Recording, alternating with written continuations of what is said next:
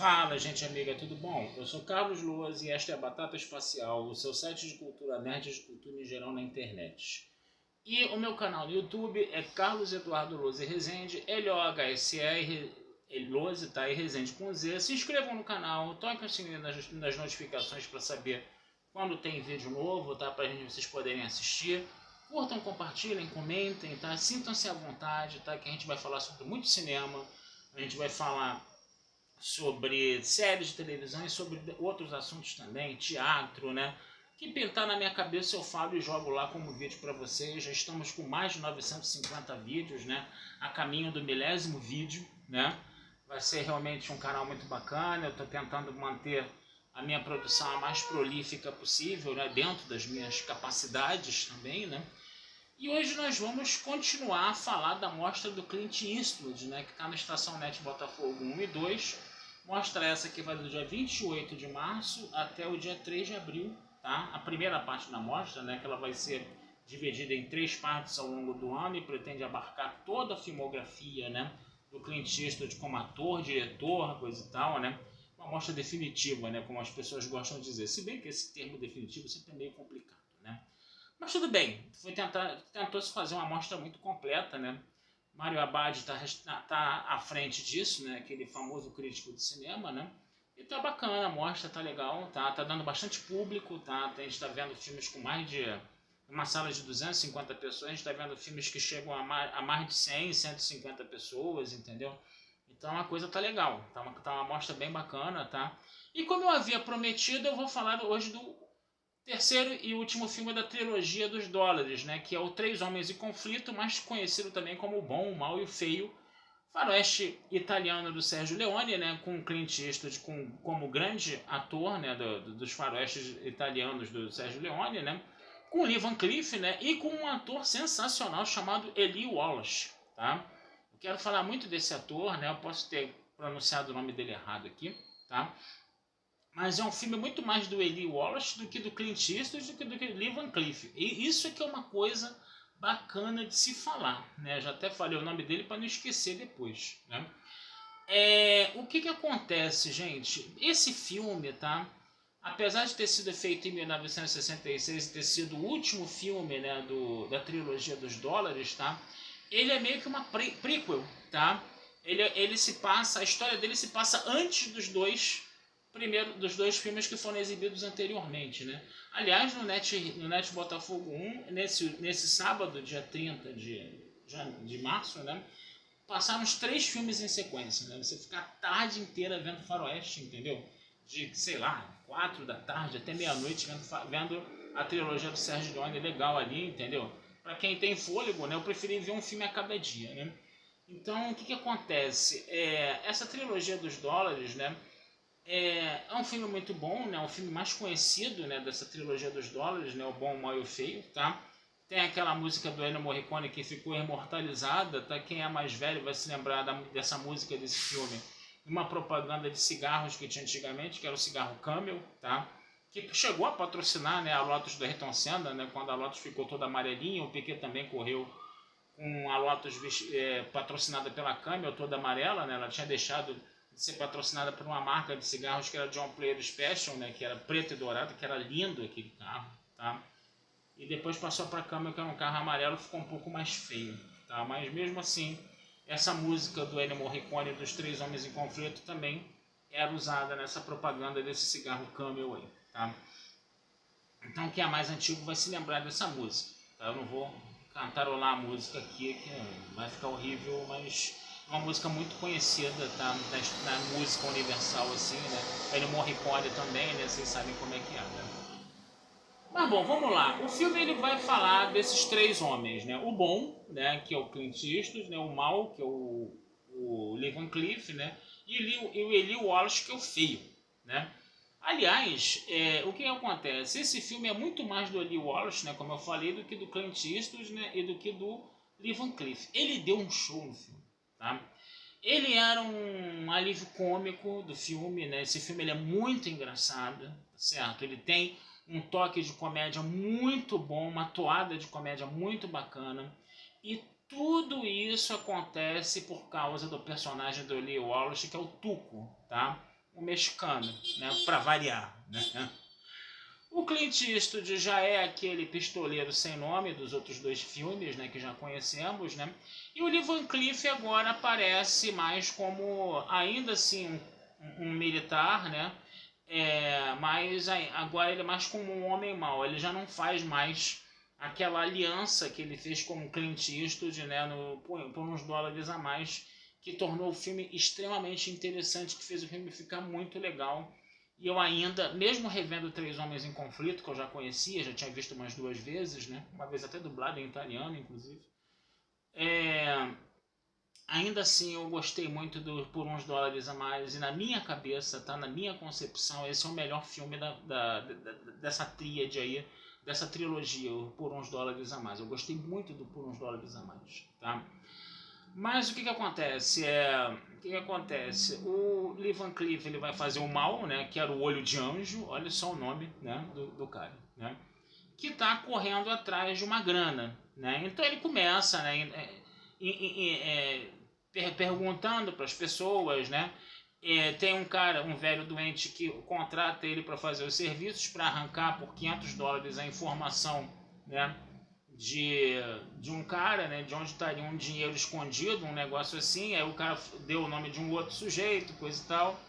Aí o cara, ao invés dele preservar a vida do cara, né, porque o cara dá informação para ele, ele fala: eu sempre faço o serviço completo. E matou o cara, né? E matou o cara e matou um dos filhos do cara, que estava também armado, que ia para cima dele, né? E desgraçou aquela família toda. Então ali já ficou registrado que ele era o mal, né? O Feio foi o primeiro a aparecer, né? Tava entrando um monte de caras num bar, né? Aqueles bares bem de Velho Oeste mesmo, né? Pra matar ele. Ele acabou matando os três e saiu pela... Ao invés de sair pela porta, ele saiu pela janela, entendeu? E pegou um cavalo e saiu correndo. Ou ele mesmo saiu correndo a pé, não me lembro agora, né? Aí esse era o Feio, né? E ele fazia uma aliança, né, com o Clint Eastwood, né? Ele era um cara procurado pela polícia, o Tuco, né? E o Clint Eastwood levava ele preso, né? Recebia a recompensa, né, do cara, né? Pelo cara, né? Aí na hora que o cara ia ser enforcado, ele estava montado em cima de uma mula, de um cavalo, com a corda no pescoço. Aí falavam todos os crimes e falavam: agora ele foi condenado à morte, agora pode executar. Ela dava um tapa na bunda da mula, para a mula correr e ele ficar pendurado. E era nessa hora que o bom, que é o Clint Eastwood, né, atirava na corda, rompia a corda e o cara caía e fugia, né? E depois eles dividiam a grana. Só que aí eles começaram a se desentender, porque o Tuco achava que fazia o serviço mais perigoso, o Clint Eastwood falava: mas eu também tenho que acertar a corda, coisa e tal, né? E aí vai chegar uma hora que os dois vão desfazer a aliança, né? O Clint Eastwood larga o Tuco bem no meio do deserto, a 70 milhas de distância da cidade onde ele ia ser executado, né? E o Tuco, obviamente, começa a xingar ele de tudo quanto é nome, coisa e tal, né? E nesses xingamentos, nessas falas do Tuco, que estavam a parte engraçada do filme, né? Ele é um cara realmente... esse Lew Wallace realmente é um atorzaço, tá? E aí fica esse negócio, né? Um fica sacaneando o outro fica sacaneando um ao longo do filme, né? Depois ele consegue botar o Clint Eastwood pra ficar andando no deserto, coisa e tal, né? Aí o Clint Eastwood até depois entende, né? Fica esse negócio, um sacaneando o outro o tempo todo, entendeu? Mas no final das contas, um não matava o outro e o outro não matava um, entendeu? Ficava essa coisa ao longo do filme, né? E isso deu um combustível muito bacana pro filme, né? Realmente deu um pique pro filme muito legal, tá? Enquanto isso, o nosso amigo lá, o Lee Van Cleef, o mal, né, ia correndo atrás do dinheiro. Agora, uma coisa que inclusive provocou não vou dizer uma barriga, mas provocou uma falha na continuidade do filme. É um filme de quase 3 horas, tá, gente? Tem uma hora que fica só o Tuco no filme, e o Clint Eastwood e o Lee Van Cleef simplesmente desaparecem do filme. Isso é uma coisa.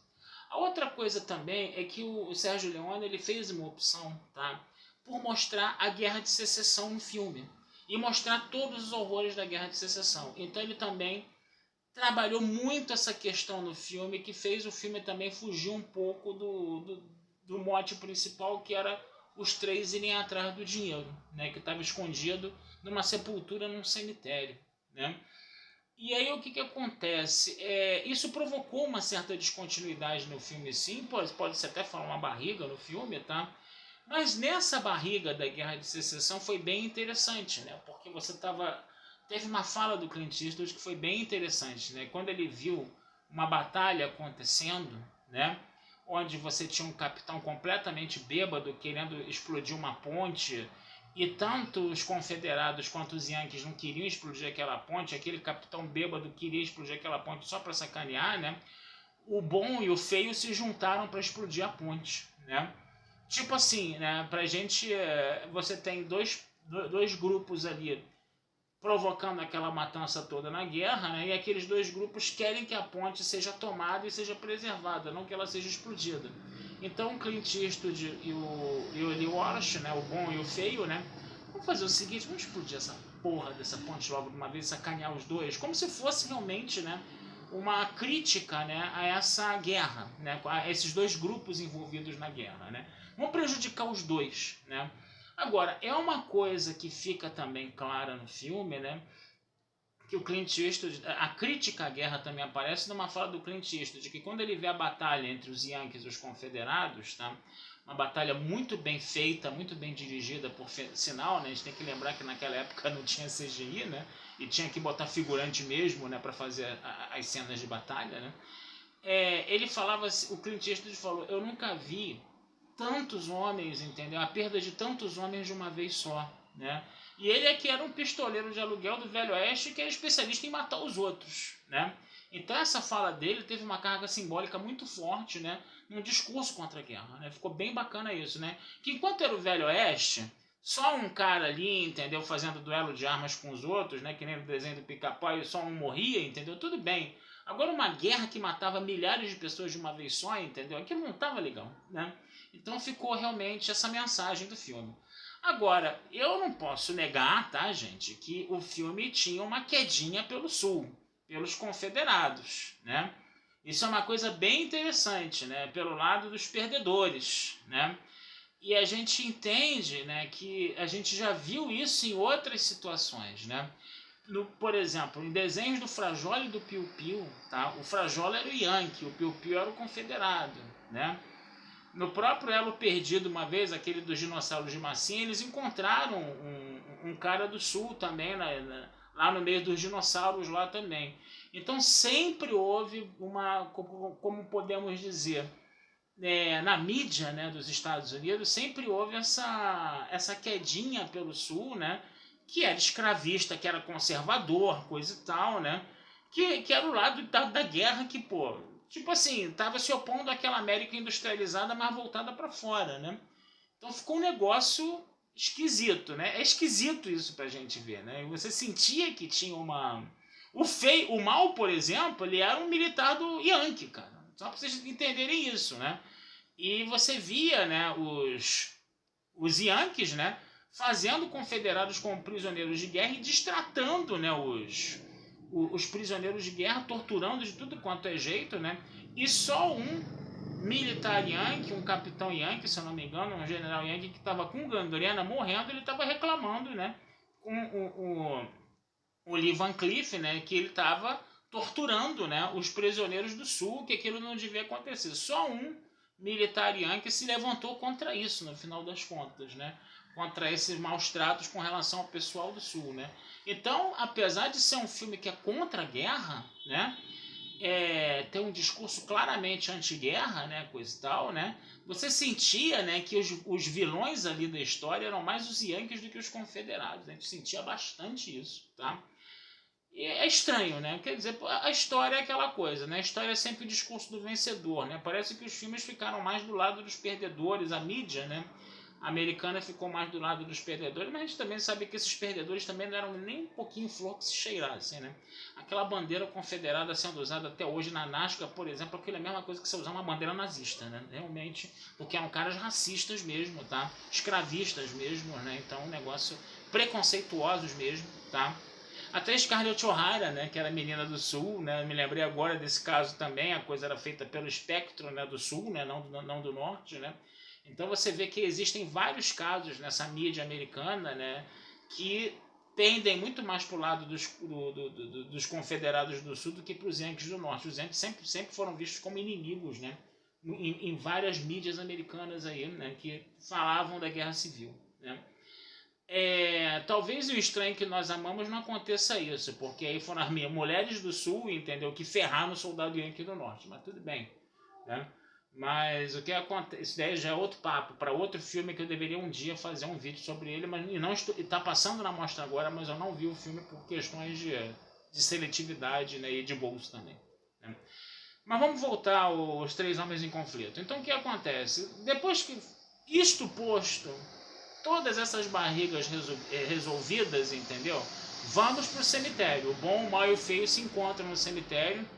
Tem um duelo entre os três, né? E aí é aquele negócio, né? Essa parte do filme é a melhor parte do filme, disparada, entendeu?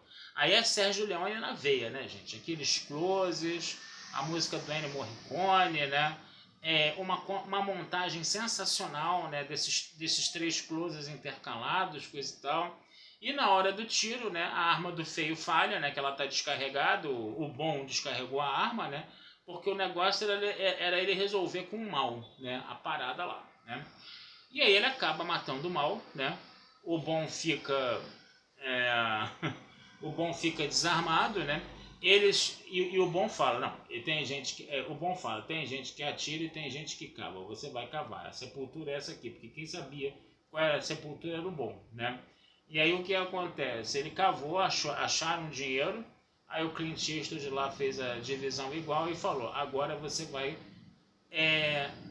subir nessa cruz aqui, tá vendo aquela corda lá? E tinha uma corda de forca, né? Você vai subir nessa cruz aqui e você vai botar a corda no pescoço, né? Aí ele botou, subiu, amarrou os braços do mal, do feio, né?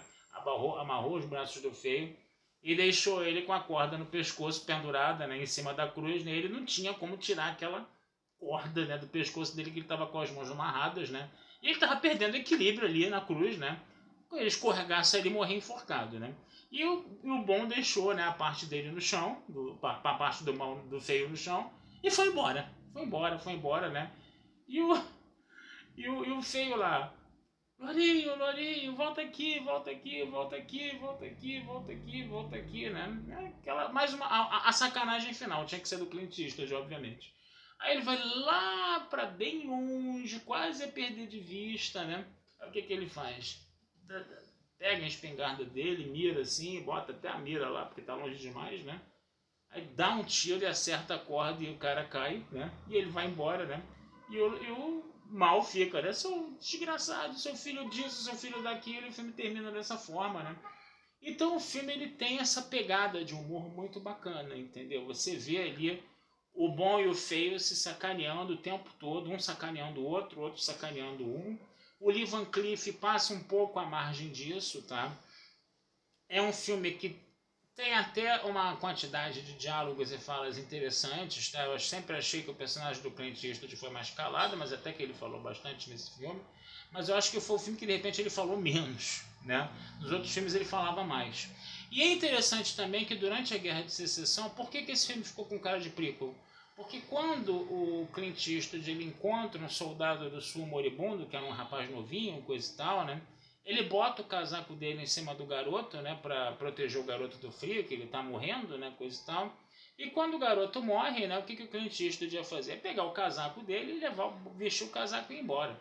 Mas não, ele preferiu, por uma questão de respeito, deixar o casaco em cima do corpo morto do rapaz, né, e pegou aquele chale, aquele poncho, né, que ele bota, né, que aparece nos outros filmes, né. Então aquele poncho aparece, tá? Nesse filme aparece nesse filme em sequência, tá? Que acabou então ficando com cara de prequel por causa disso, porque nos outros dois filmes ele já aparece vestido com esse poncho, né? Por isso que esse filme tem uma cara de prequel terrível, apesar de ter sido o último filme a ser feito, tá? Dessa trilogia dos dólares. Então, gente, vale a pena, tá, gente? Vocês procurarem essa trilogia, tá?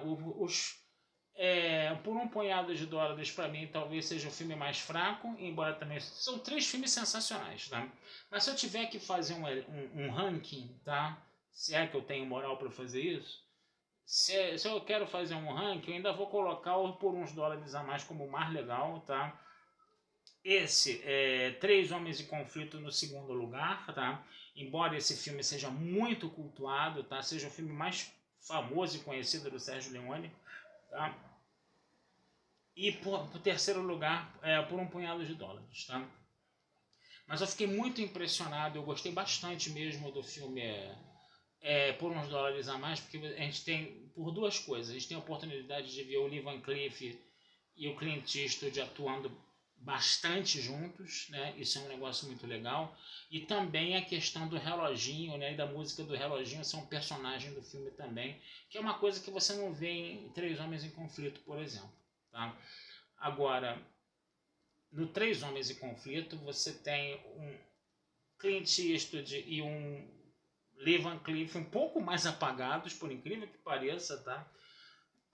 E você tem o Eli Wallace roubando a cena do filme de uma forma assim arrebatadora, tá? Então, mesmo que você queira fazer um ranking, né? São três filmes sensacionais, gente. Vale a pena vocês procurarem isso para ver, tá? Esses faroestes italianos são muito bons, tá? São muito bem produzidos, com uma trilha sonora muito boa, com uma montagem muito boa, com uma fotografia sensacional, tá?